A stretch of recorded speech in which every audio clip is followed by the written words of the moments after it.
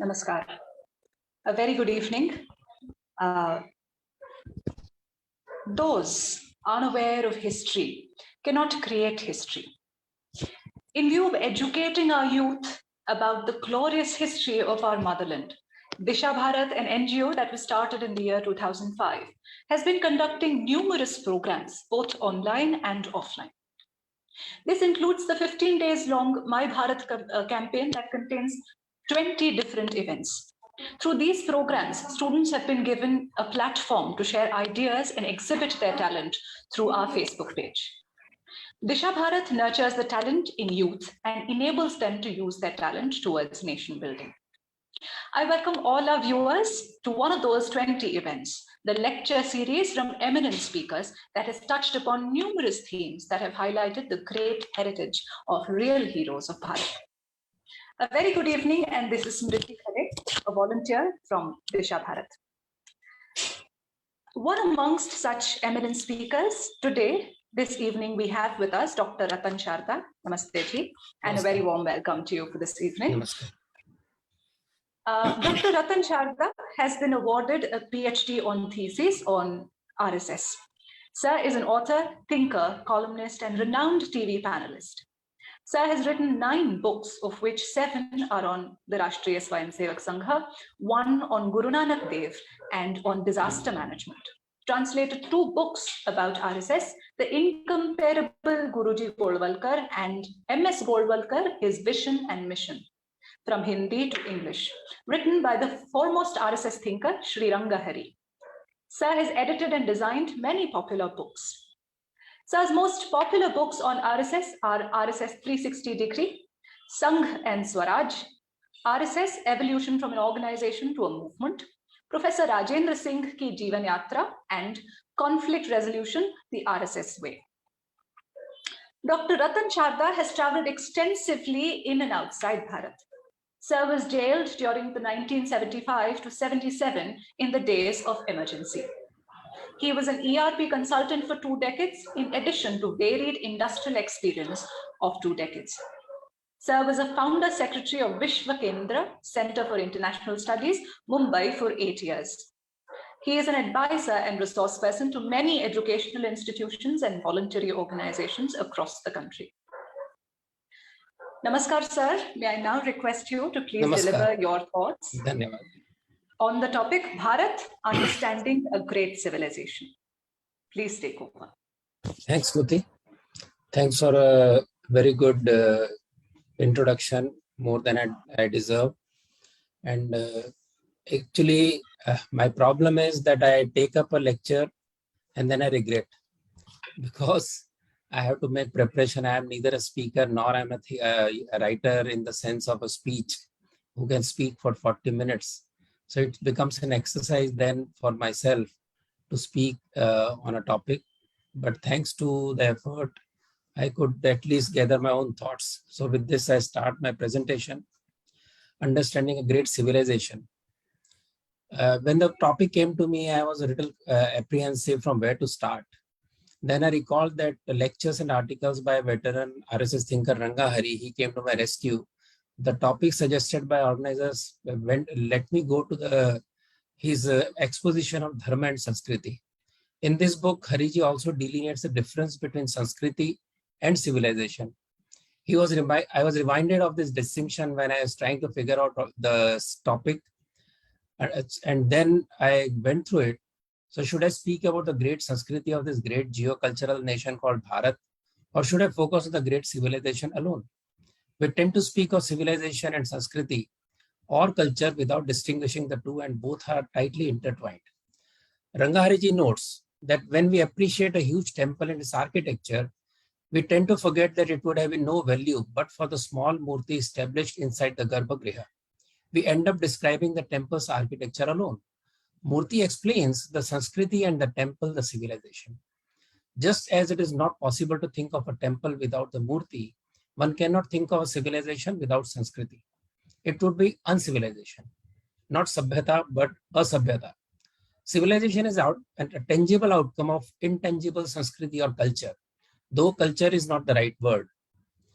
Based on Sanskriti as our knowledge and increases, the evolves in the direction of providing people a better life. Evolved civilization helps strengthen the Sanskriti. Bha means light. Coming together of people who have seen the light or knowledge is called Sabha. Those who are qualified to join the Sabha, they are Sabhya, civilized. And those who are not eligible can be called uncivil or asabhya. That is how it was looked upon earlier on. Civilization have generally developed in the cities. They became the center of civil life. Entire kingdoms are known by their highly evolved cities, whether it's Ayodhya or Junagadh or Mysore or Kochi. Earlier researchers called the archaeological remains of Harappa and Mohenjo-daro as Harappan civilization. Later, understanding the spread of civilization, it began to be called Saraswati Sindhu civilization. It exhibits a highly scientific city planned by our forefathers. It shows that they created this scientific settlement based on their well-established value systems and knowledge for which they must have designed a scientific knowledge base. Hariji concludes that Sanskriti is intangible and civilization or Sabhyata is tangible. Sanskriti is the source of Sabhyata. Sabhyata is the manifestation of Sanskriti. When Sanskriti is neglected over a long period of time, the civilization declines with decaying values. Finally, the civilization gets destroyed. Historian Gibbon describes how the great Roman civilization was destroyed. Hariji also recalls an incident in Afghanistan described by Gurudev Rabindranath Tagore. He says, Gurudev, British were dropping bombs to tame the incorrigible Afghans. They also parade up soldiers to take control of the situation. The soldiers were totally confused, with bombs raining around them.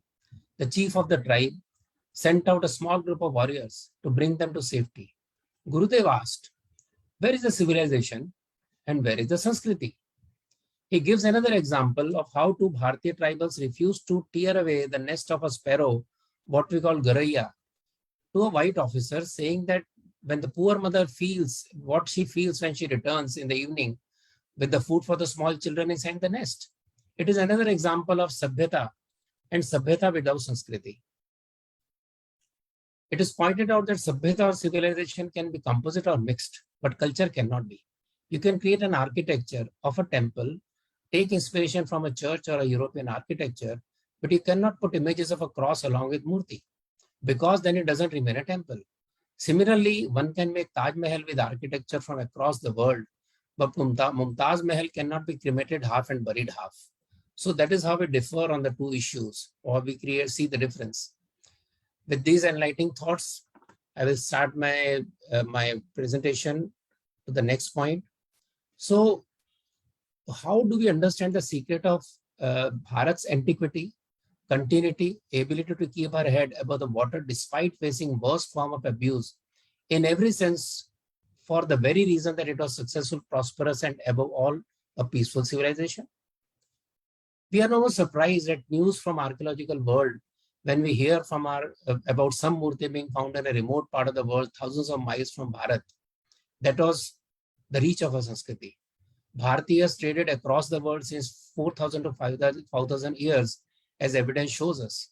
They went around the world, shared their knowledge and Sanskriti, but never imposed it on others with violence. A Times of India report of 2019 talks about a rock etching in Iraq depicting Ram and Hanuman as per Ayodhya Shodha Sansthan. They are also trying to link the relations between Mesopotamia and Indus civilization. Behind the main hall of Mahavir of Kaiyo temple in China, with fragments as well as Vigraha of Lord Vishnu from Vishnu temple built in 1283 by Tamil Anniravur Balanjiyat merchant community in Guangzhou. Another report of 2007 in Times of India notes about an ancient Vishnu idol found in Russia's Volga region. The town uncovered was estimated to be around 1700-year-old. We know the Buddha Dharma martial arts from Bharat traveled to Tibet, to China, and to Japan. Hewitt in his book Primitive Traditional History notes that Hindu merchants brought to Mexico the 18-month year calendar of Pandavas and the customs of trade guild and Indian bazaar. History of Mexico, as per official Mexico government publication, notes those who arrived on the first continent, later to be known as America, were groups of men driven by mighty current that set out from India towards east. Some South American experts sent a copy of rock inscription that was written in Brahmi. Hariba Vakankar, the well-known archaeologist, deciphered and found that an Indian named Vasunal had arrived in the place in month of Ashad in Shakar 893. Columbus had discovered America in 1492. Thus, Vasunal had discovered America's 591 years prior to Columbus. Hariba Vakankar also got a chance to visit Pompeii in Rome in 1979, and where they had it was buried under the ashes of volcanic eruptions during excavation. He found a small construction which looked like Tulsi Vrindavan. He assumed that the house to be Hindu house. He found an ivory mirror handle on which image of goddess Lakshmi had been engraved. The house was 2000 years old. So India's trade with Rome was on at that time also. Hariba also got to read the diary of Vasco da Gama in England Museum. In this, Vasco da Gama notes that he saw a ship that was 3 times the size of his ship in Zanzibar. He met the owner of the ship, who was a Gujarati trader named Chandan. He had brought different varieties of wood and spices there and was going to take diamonds from there to Cochin. Through interpreter, he asked him where he was going. And Vasco da Gama said he wished to go to India. The trader asked him to follow him. And that is how he reached India. But we are taught Vasco da Gama discovered India.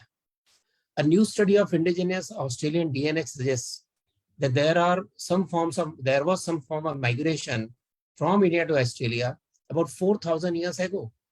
On the eastern coast of India, a few minutes south of Puducherry, on the banks of river Ariyanakuppam, lies Arikamedu, one of the most vibrant and fascinating cities of the ancient world. The Indian peninsula sits on the center of the Indian Ocean. This led to India being a center of trade between ancient Asian powers such as China and ancient Europe and Africa.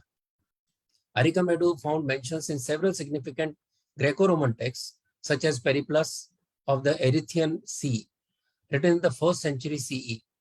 It refers to Arikamedu by the Roman name Poduke. Various works of Sangam tradition, that is Puttapattu, also written before 300 CE, provide accounts of Romans and trade with Romans. Arikamedu was mentioned by Ptolemy also. And we are also aware of trade ties between Chola Empire and China in 11 CE. Lothal port is 3,700 years old. It is probably the first dry dock in the world. Bread making of Lothal is still followed after 4,000 years in Kathiawar. We had trade not just on the west coast with Rome, Greece, Arab lands, but also on the east coast.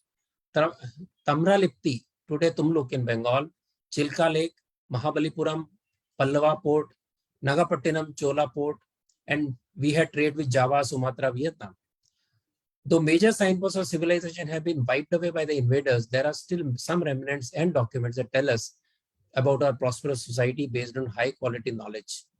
Nalanda, Vikramshila, Takshashila were the biggest universities of that time, where students and scholars came from all over Bharat.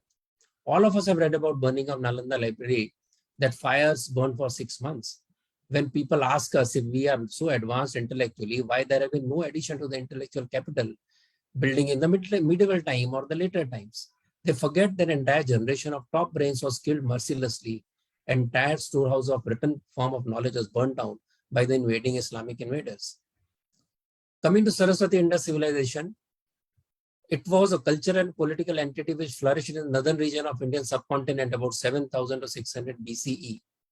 Its modern name derives from the location of the valley. Total population of civilization is estimated above 5 million.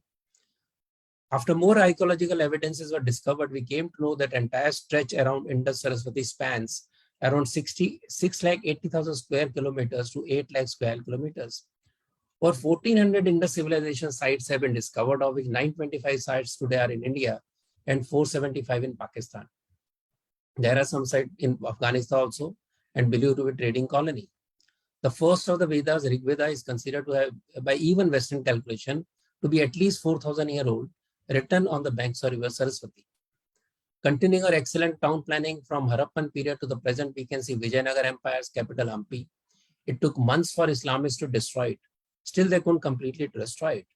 The remnants are so glorious that one can imagine the glory of the empire and its architecture. Recent archaeological discovery of approximately 5 BCE clearly tells us that entire Bharat was booming as a civilization in most of the geographical spread much before the world woke up from its primary civilization. While we talk of South, We talk of first Sangam period, then which is 4,400 rule. We talk about second Tamil Sangam when Tolka PM was written. The last and the well-documented third and final Sangam was held in 1850 under Pandyan kings. Chola kings ruled from 3 BCE and ruled for about 1,000 to 1,500 years. Our scientific genius evolved civilization can be witnessed in Kallanai Dam, built 1,000 years back, serving the south, built by Karikala Chola. The Chola dynasty during the Sangam period came to power somewhere around 190 CE. In his reign, he was defined by trade, war, and construction. He filled the kingdom coffers by expanding trade with the Roman Empire, and he then took the wealth gained from the trade and used to fund war and construction projects. There is the story of fourth son of Hiranyavarman, who ruled Cambodia, was invited to Bharat to wear the crown of Pallava king in 7 CE. Interestingly, 5 generations before that, a young prince Bhima, younger brother of great Pallava king Simhavishnu, had gone to the same distant island to marry the local princess. This story is documented on the walls of Vaikuntha Parimal temple in Kanchipuram. Angkor Wat, dedicated to Bhagwan Vishnu, is, as we know, is the biggest temple of Vishnu in the world. Similarly, Ayodhya's princess Wang Oke went to Korea to marry Korean king Suro. Indian Empire Funan in Southeast Asia was established by Kaundinya in 1 CE, and his wife was from Nagavansha, from the native clan. And now we look at some modern evidence. A research was published in 1966-67 by Dharampal gave us new insight into scientifically rich civilization despite pillage of centuries by the invaders. A committed Gandhian, Dharampal was shaken up about his ideas about India after his encounter with the pilgrims of South who were going to Varanasi and North for their pilgrimage. After hours of discussion, he noted, what India are we talking about? This India, the glorious India of modern age built by Jawaharlal Nehru and other people, these modern temples, universities, places of scholarship, for whom are we building them? Those people on their pilgrimage were not interested in any of this, and they were representative of India. More representative of India than Pandit Jawaharlal Nehru ever was, or I and most of us could ever be. His quest led him to research on original British documents to understand what India was before invasions destroyed the civilization and economy. He did a focus research in UK from 1960 to 65. He busted many myths using British documents. I'll just give a very few examples. About agriculture, the drill plow is said to have been first used in Europe in 1662 in Austria. It was first introduced in England in 1730, but it took another 50 years before it was used in any scale. But in India, from time immemorial, this drill plow was used. There are more kinds of grain cultivated perhaps than in any other part of the world, one of the scientists noted.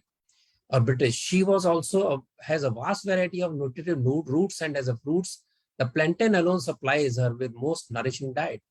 Even in moderately fertile areas like Chengalpattu in Tamil Nadu, paddy production in a substantial area of lands was in 1760-70 to about 6 tons per hectare, which is equal to the production of paddy per hectare in present-day Japan, currently the highest in the world.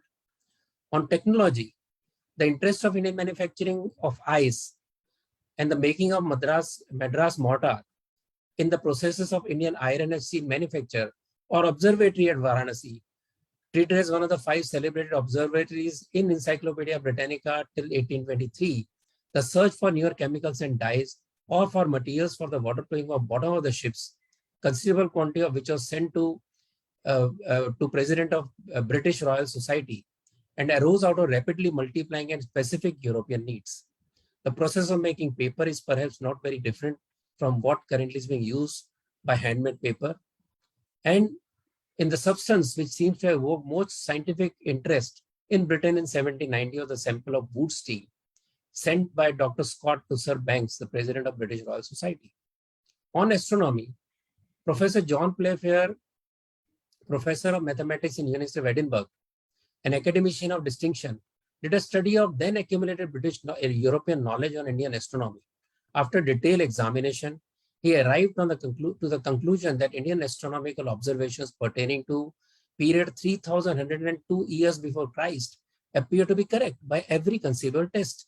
Such correctness of observation was possible either through complex astronomical calculations by the Indians or by direct observation in the year 3102 BC. More interesting and amusing is that he chooses the latter explanation that it was direct observation. The reason for rejection for the explanation that these could have been arrived by the Indians through astronomical calculations would have implied that there had arisen a new Newton among Brahmins to discover the universal principle which connects not only the most distant regions of space, but the most remote periods of the duration, as De Lagrange to trace through the immensity of both is both subtle and complicated operations. It became intellectually easier for him to concede this astronomy's antiquity rather than its sophistication and scientific capacities of the underlying theories. On the medical knowledge, Colonel Clyde says in chirurgy, which is considered by us the least advanced, they often succeed in removing ulcers, cutaneous eruptions of the worst kind, which have baffled the skills of our surgeons by the process of inducing inflammation by means directly opposite to ours, which they have probably long ago in possession of. Dr. Scott seems to corroborate the above and further reports the prevalence of plastic surgery in Western India. In his letter to President of Royal Society, London, he says 2 years later, he refers to putting on noses on those who lost them and sends to London a quantity of cotte, the cement used to uniting animal parts. The most detailed account of practice of inoculation against smallpox in India is by J.H. Holwell. And then you have ship navigation. Solvensin's Lee Hindus, while introducing 40 or so sketches of boats and river vessels in use in northern India in 1790, observed, the English, attentive to everything which relates to naval architecture, have borrowed from Hindus many improvements which they have adapted with the success to their own shipping. Sanjeev Sanal adds in his book Land of Seven Rivers that Indians made boats and ships woven with coconut fiber and ropes at a time when they had better flexibility for the boat structure. And though they had nails at that time, wonderful steel. This was copied by ships in Europe later on. He also notes that not in 1 year since 1 CE, when India did not get at least 5 crore sesterces from Rome, that is the amount of surplus trade we had. They had to curtail trade to save their gold and silver. Such was the volume of India's international trade. People in Odisha celebrate the great shipping and trading traditions of thousands of years by celebrating Kartik Purnima, when boats began their journey to distant lands. They call it Bali Yatra, by sending beautiful replicas of ship and boats into sea on that day, because they used to visit Bali and that bunch of islands for the trade. The rulers of Odisha not just constructed the massive Jagannatha temple, but also Konark temple that had a murti suspended in the midair by massive magnets. And there is a story about the Dutch shipping people who destroyed the Konark temple because the magnets there were disturbing their ship's compass. On education, I'll just give one example, citing the Christian missionary William Adam report on indigenous education in Bengal and Bihar. In 1835 and 1838, Dharampal established that at a time, there were 1 lakh schools in Bengal, one school for each 500 boys. And majority of students were what we call OBC today. Number of students in England at that time was around 55,000. And who supported this massive educational network? Our temples. That was the central to economy of that area and region. Whether it was massive Sun temple in Mulasthan, that is Multan today, or Brihadeshwar temple in Tanjavur, or Kanchipuram, or Madurai, or Kashi Vishwanath temple, that is Banaras, or Martanda temple in Kashmir. Temples were not just a tribute to the gods, but powerful centers for nurturing arts and science, the local economy and the governance.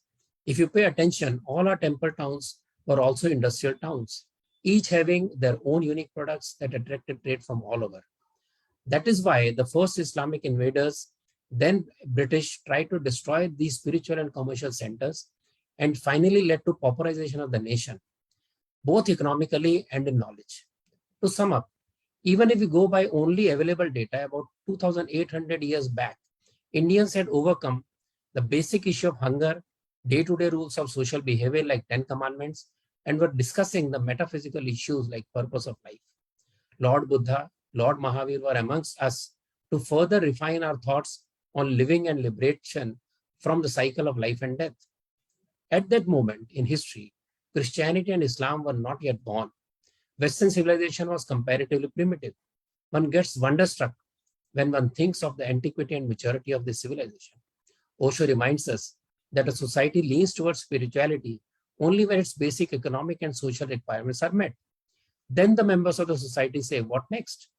We can see the current quest for spirituality in the West against this background. This brings us to a question, what is great about our civilization? Because that is a question to start with. First is the amazing continuity of our culture and civilization despite living through invasions, holocaust, and colonization. We have been reciting Vedas in exactly the same way that our forefathers did more than 6,000 years back. We still wear dhoti and angavastram the way it was worn since Vedic periods. We have been reciting 4,000-year-old Gayatri mantra in the same manner without any break for ages together. Ashoka Chakra carved out of Ashoka by Ashoka is still alive and part of our national flag. Namaste is our tradition and identity from Harappan times. We play chess, which was invented during Harappan times. Road width was same in Kalibangan as described in the Arthashastra. We are still using same bullock cart designs since Harappan times except rubber tires that came later. In fact, one can surmise that the design of bullock carts was same across Bharat. Or else, how could bullock carts traveling from Bihar to, say, Tamil Nadu would be repaired? There is a incident of 8-day traffic jam during Gupta's time with highways for 8 days because of the heavy trade going on the roads. That is Uttar Path. Chinese traveler talks about Rath Yatra in Pataliputra during Maurya period, and we see it still around. Kalhan read about 11 earlier historians before he wrote the history of Kashmir. That is the old antiquity. Bhagwan Shri Krishna repeatedly refers to older texts and knowledge when he talks to Arjuna in Bhagavad Gita. Our Gyan Parampara is a perennial flowing stream. So what is the reason behind this continuity? I would say we had an integral view of life, not compartmentalized view. Religion and spirituality were not alien to scientific temper. Thus, rishis not only pursued spiritual knowledge, but they also researched on science for a better life and better understanding the universe. Dharma was part of our daily life. It was the fountainhead of numerous matam, sampradayas, and schools of thought. We never discovered this. We never discouraged the spirit of inquiry. No one was punished as being deviant either in spiritual field or scientific field. Both Adi Shankar and Buddha said, please don't accept what I say as the truth. Test it on your own experience. And Shankaracharya said, I will not agree that fire is cool, even if all the Vedas tell me so, because my experience disproves it. All paths lead to God, and supreme truth was not a rhetoric, but we lived it. That is why Bharat Muni could write a treatise on Natya Shastra thousands of years back. That is why our artists bow down to the stage before getting onto it, even today. A rishi could write Kama Sutra while another pondered over the question of Brahmanda and came up with supreme mantra, Yatha Pinde Tata Brahmande. A rishi could write Surya Siddhanta 1500 years back when Western civilization was struggling with the nature of the universe and people believed the sun moved around Earth. A 2200-year-old sundial was recently found adjusted to the latitude of Ujjain in Khanum in Afghanistan. People are punished and jailed to death for questioning the religious beliefs on these worldly matters. Kalidasa from the same period created immortal literature in Sanskrit in Ujjain, the second capital of Samrat Kumargupta. Ujjain was not just center of literature and spiritualism and dharma, but also science. Having discovered the longitude and latitudes of Earth, scientists of the time marked Ujjain or Avanti as the zero meridian. And what did our society and kings do? They consecrated the place to Bhagwan Shiva, the eternal supreme being, the Mahakal, and established Mahakaleshwar Jyotirling. That's how we integrate our knowledge, our science with our spiritualism.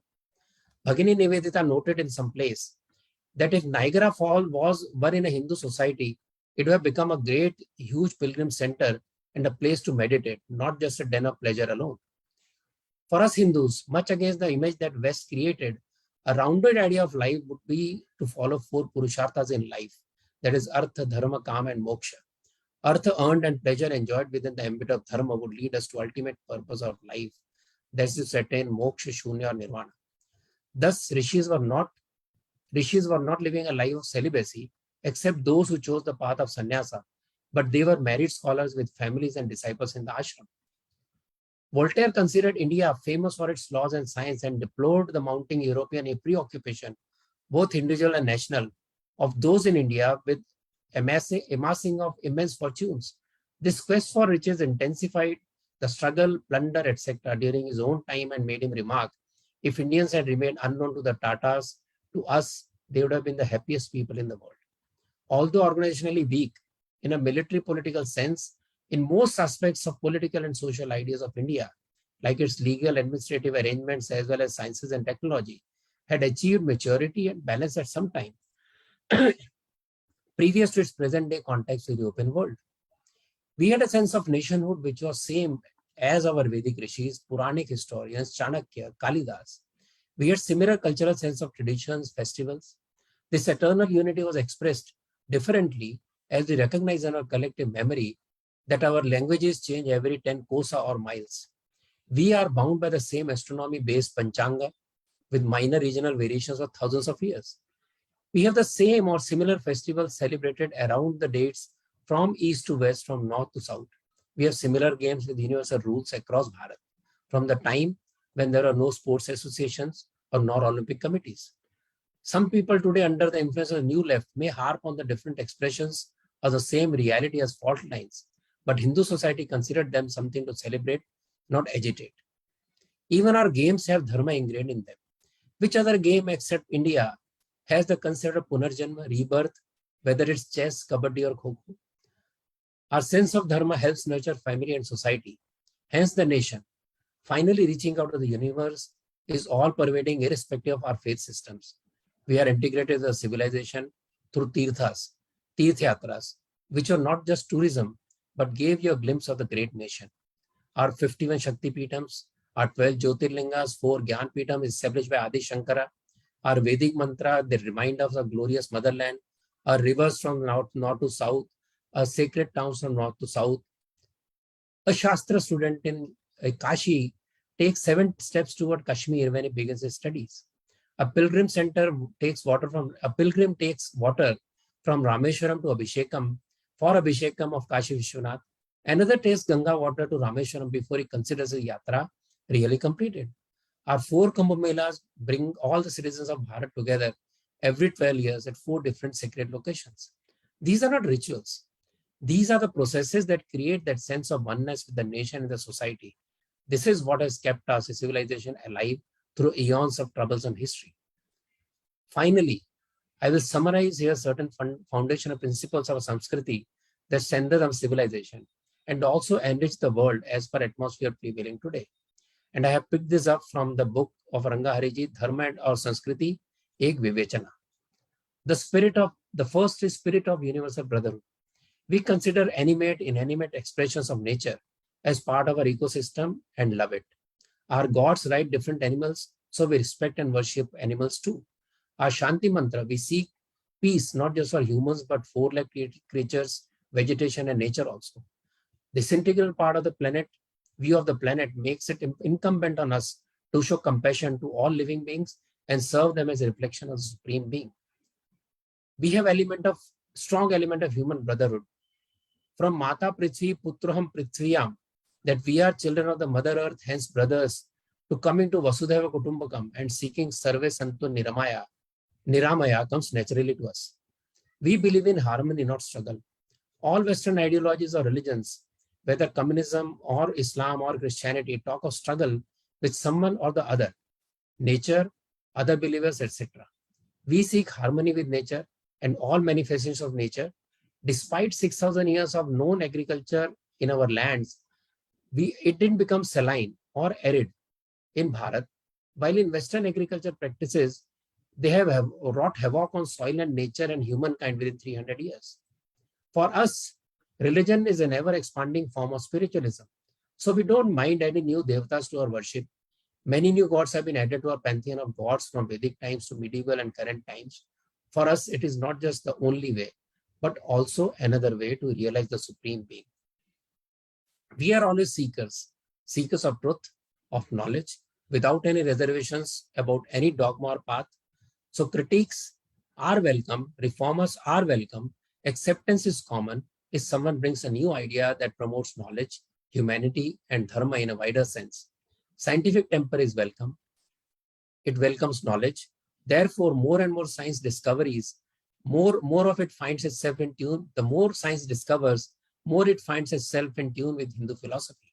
That is why Nataraja adorns the CERN lab, not because it's a nice murti, because it represents the highest form of scientific thinking about the universe. Apart from this philosophical insight, we also have practical solutions to nurture our civilization. Kutumba, or the family vyavastha, various sanskaras to strengthen our bonds. We are not just individuals, but we are part of family, extended family, society, and the world. A sense of duty to each other comes first, not our rights. So we have Pitrurun, we have Matrurun, we have Gururun, Samajrin, etc., etc. We talk of Atiti Devo Bhav. We experience it across Bharat. A family will cut its own comfort to provide a guest with comfortable quarters and also food, even if he or she has to, is not immediately related to us. We used to provide free service of food, education, medicine. We had systems of Pyao. Free food was not just for guests or poor, but was part of temple traditions. Gurus didn't charge fee. A student pays as per his or her capacity at the end of the education to keep Gurukul running. Vaidyas offered free medical advice except the cost of the medicine, and we had Sarvajanik Aushadhalayas, Dharamshala, etc. And we called it Dharmshala. We didn't call it inn because part of our dharma, all part of the same system. Trade is not for mere profit, but serving the customer. The idea of Dharmakanta, unique to India, or putting something extra when the trader weighs something for the customer, comes from the idea of Dharma. Bohani, or distortion of the word Bhavani, the first lingam, the Shubhalabh, which is not just profit, but it is Shubh, done in a dharmic way. Considering all these points, when we try to understand the greatness of perennial civilization and look back on our achievements, these are few qualities of Sanskriti that enriched and strengthen our civilization. As Manya Rangahariji noted earlier, Sanskrit is the basis of civilization, and civilization in turn strengthens the Sanskriti if it has to survive and thrive over eons. We need to revisit these qualities, understand them, and gain renewed confidence that we shall carry this civilization to greater heights and put Mother India back on the throne of Vishwaguru. Dhanyavad. Namaskar. With this, I end my views. Thank you so much for giving me the opportunity. Namaskar ji, and thanks a lot for that mind-boggling amount of insights that you got, and some of which are so ingrained in ourselves. At least I thought so, that parts of your speech was as if we are living a daily life. It's as if things that we've learned from, say, our grandmothers or from the family traditions. So while talking about such a great civilization, there are several questions that come in front of us. One of which I think is the current situation. India, Bharat, being a great civilization, has forever successfully faced several invasions. But in the current situation, we see a hostile situation around the country, whereas India is coming forward as a strong nation. How do you analyze the situation of China and its influence on several other countries around India and the geopolitical situation of today? Smriti, China was highly influenced by India. As I said in a very short note, that China was actually highly influenced by Indian culture, Indian religion, Indian thoughts, and also martial arts. And that is why we had very good relations. It is only with the advent of communists and communism that we find the new approach, very aggressive China, which is trying to emulate, seemingly says it is emulating the Middle Kingdom, but actually it is pure expansionism, imperialism of China. So for sake of China, of course, when we talk of defense, we have to very secure defense. That is less problematic because we know how to tackle the enemies. Problem lies within India when we have very aggressive and very negative forces who are trying to subdue the strong wave of renaissance that has hit India now, Bharat now. And that is where the problem lies, that do we keep on being the good boys of the civilization, that we will not retaliate, will not respond to any insult, any attack on us, or whether we will follow the Krishna Niti and deal with Shatham as they are, or the rascals as they are, or to put it in an English word, I would say, or the evil people as they are? And or should we behave in a manner just because we've been taught that we are a nice people, our God should not carry shastras, you should not carry shastras, you should not retaliate because you're a good boy? I think the time of goodbye is over. The strong strength of Hindu society, even if they just come on the road without even picking arms, would be enough to put the scare of God in the people who are trying to undermine our civilization and undermine the very values on which Indian civilization stood and survived for thousands of years. Absolutely well put, sir. I think one point that you mentioned about the scare of God, I think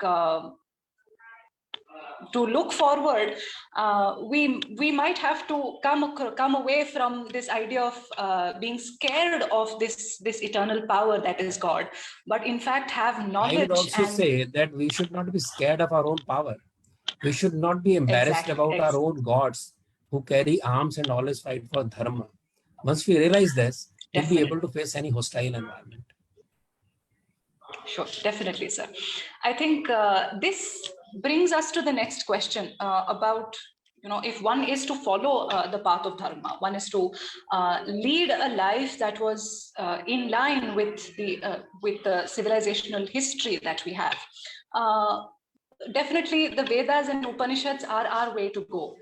So, how do you think these manuscripts, or this wealth of knowledge that we have, can be brought into the mainstream of education so that in some way we have a directed way further? As we know, the new education policy has already outlined the way we are going to bring our ancient knowledge systems into the mainstream. But till that happens, what do we do? Because it has taken its own time. It will take some more time to become mainstream as the education policy. We need to go back to the idea which I talked about, that is kutumba, or talking to the family, and we as family ingraining those values in our young generation, telling them stories, telling them the philosophy. There are wonderful books coming out. As we know, a lot of Hindus have woken up to the knowledge system that we have. A lot of them are putting in a very nice way for the young people, for the young children, including stories of Ramayana and Mahabharata and Panchatantra. We need to expose our children to those knowledge systems, because even in my age, when we had secular education, though it was not so secular or anti-Hindu as it is now, but still, our teachers used to tell us more stories, our parents used to tell us more story, that telling the knowledge, giving the knowledge and our wonderful stories is missing in the families today. The mobiles, the laptops, the TVs have taken away that family time. So we need to bring again that family time with the children. And our experience is tremendously satisfying. Children love it. People love it. It's our own reluctance to give time to children that leads to this situation, because schools will take their own time to change. The strange woke system of woke uh, fashion and the new left have created havoc with our thinking. So we have to be rooted. The reason new left has not succeeded in India so far is because of deep roots. Except the urban English speaking people, you find most of the India is not yet swayed by the new left ideas of finding fault lines and breaking the society. That is our strength and that is our optimism. But we need to take it forward rather than depending on government, and wherever we can in the schools, introduce religious education. Let it be all religious education. Children will understand, and it should be honestly done. And that is where the solution lies, in my mind. True, sir. In fact, I would also like to make a mention of the fact that even the urban Indian or English-speaking youth that we generally think of as a set of people that undermine earlier knowledge systems as old or not relevant. Maybe it is also us that are trying to look for sources from where we can Exactly. take a look at or try to learn. Yes, in fact, the Gists of way our English scriptures. speaking young generation is writing and discovering is wonderful. As I said, that is the optimism we Exactly. have, that we ourselves are finding our roots. We ourselves are struggling to get our knowledge back for the common people, and wonder books are being read. Wonderful books are being written. So the struggle for self-realization, self-identification is happening, but it needs to speed up. That is why I said family system and Kutumba Prabodhan is one of the best ways of keeping this up. There are very wonderful Sanskar Kendras being run by people, and the reception is outstanding. It is difficult to provide enough volunteers to provide that kind of Sanskar Kendras, which families are loving, principals are loving, teachers are loving. It is lack of our people who can do this voluntarily. That is what is hampering, not the people. So there is great interest in the people, but those a few years of total deracination, we find that generation, let us say generation yours and younger, don't have that base itself we had, our parents had. That is why we also need to study. There was an example where in one of the Sanskar Kendras, a teacher said, ask the kids to ask their parents to tell them one story from Puranas or from Panchatantra every day. And parents had a very bad time because they had to open up Google, they had to open up YouTube, and they were happy that finally they could actually do it. So there are ways today much easier than what we had in our times. Absolutely, sir. You, in fact, brought out my thoughts in a more articulate form. To move to the last question, what would be your message to the young thinkers and students on this occasion of Azadi Ka Amrit Mahotsav? It's very clear that Kal Chakra has moved.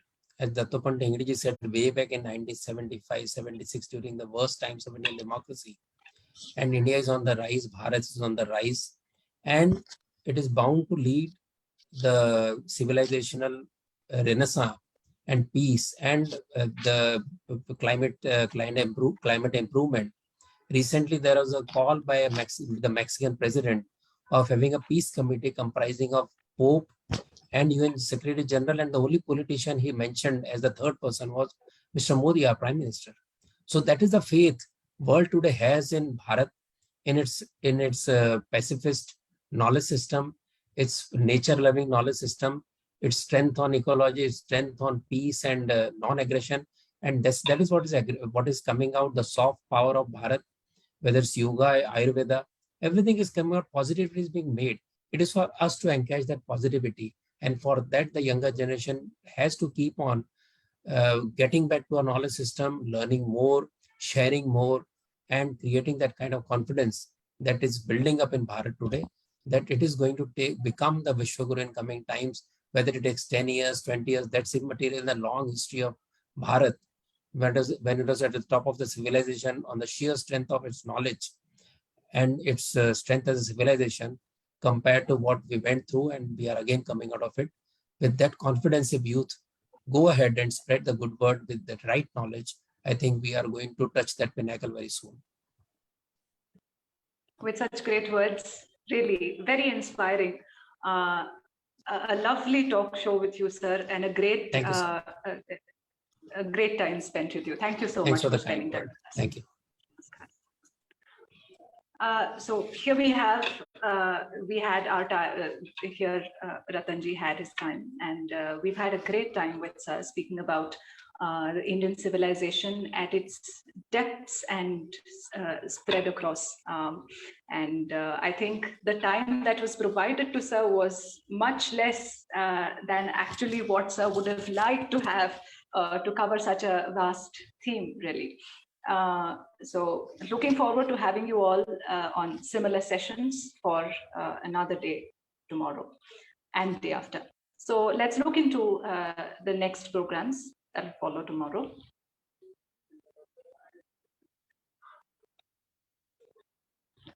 An evening, a continuation, the next program of the evening talk show will be a talk on India and the world by Ms. Soumya Chaturvedi, who's an author and international relations scholar in Delhi. This will be at 7 p.m. sharp on Sunday, that is the 14th of August. Please do join with us, and don't forget to share the link with people you know of and will enjoy these series.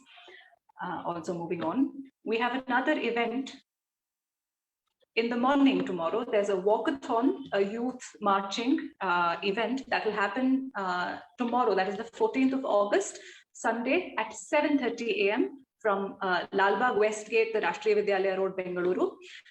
There are the contact details on the poster, and this event will be an on-spot registration, so anybody can walk in at the spot and begin with the walkathon at 7:30 a.m. sharp. Please do join with us, and let us have a great Independence Day coming ahead. Thank you all so much. Namaskar. Vande Mataram.